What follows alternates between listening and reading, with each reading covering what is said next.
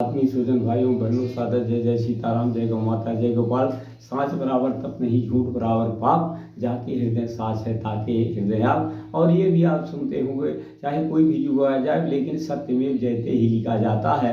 और एक दोहा है भी, सच्चाई छुप नहीं सकती बनावट के उसूलों से, और खुशबू कभी आ नहीं सकती कागज फूलों से। इस परिप्रेक्ष्य में हमने देखा कि 3 साल पूर्व जब सारे शंकराचार्य की समझ से प्रयागराज में गौ माता राष्ट्र माता घोषित करने का धर्मादेश जारी हुआ, और ये हुआ कि भाई अगर ये सरकार गौ को राष्ट्रमाता घोषित नहीं करती, गौ बंधन नहीं होता, तो हम अपनी सरकार बनाएंगे, गौ भक्तों की सरकार बनेगी।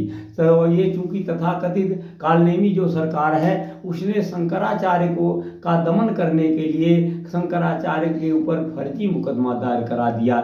बड़ी निंदनीय चिंतनीय घटना हुई कि शंकराचार्य का कारोबार रुके, क्योंकि ये कालनेमी सरकार है। और सारे देश में जो है तरह तरह की चर्चाएं चलने लगी, शंकराचार्य के लिए फलाना ढमका है, तो ये सब होता रहा। दूसरी तरफ से इस कालनेमी सरकार में गौ माता राष्ट्र माता के अभियान को फेल करने के लिए एक अपना चाटुकार संघ, जो सत्ता के चाटुकार संत हैं, जो आचरणी नहीं आवरणी संत हैं, तो उन्होंने गौ आह्वान अभियान के माध्यम से गौ को राष्ट्रमाता घोषित करने का अभियान चालू किया और शंकराचार्य को के कारवा को रोकने का प्रयास किया। लेकिन ये आपको पता है कि सब कुछ बदल जाए लेकिन सत्य नहीं बदलता, ईश्वर नहीं बदलता, प्रकृति नहीं बदलेगी, प्रकृति अपना काम कर रही है। और आज उसका पर्दाफाश हुआ।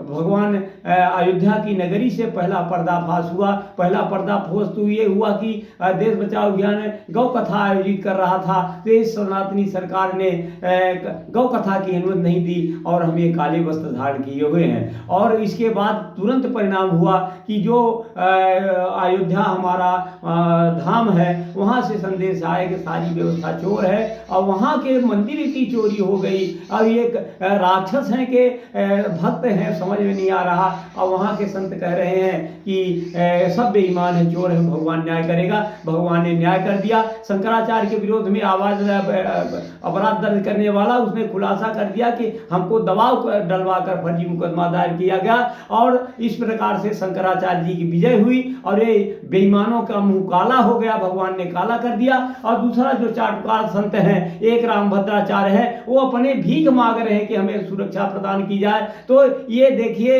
रामचरितमानस में है कि उभरे अंत न हो निवाहु काल ने जीव रावण राहु। तो यही हुआ, अंत में इनकी दुर्दशा होगी, बेईमानों की, सत्य की जीत होगी। इसलिए भाइयों सत्य के मार्ग पर चलिए और भ्रष्ट व्यवस्था को बदलिए। सादर जय सीताराम, जय गौ माता, जय।